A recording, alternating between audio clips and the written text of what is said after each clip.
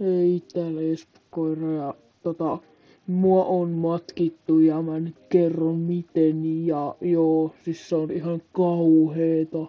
Ja niin, nyt mä näytän vähän niitä juttuja, että miten minua on matkittu.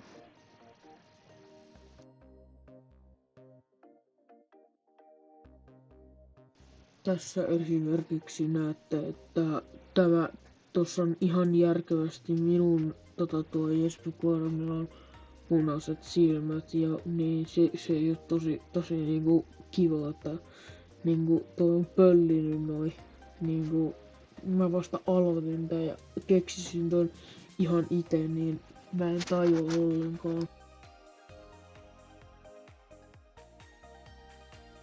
Tässä te näette sen kanavan, kuka teki tän ja tää on tosi niinku tommonen niinku oikeesti mä vihaan tätä tyyppiä, siis kun se pölli mun niinku maskotin ja niin oikeesti käykää sano sille jotain.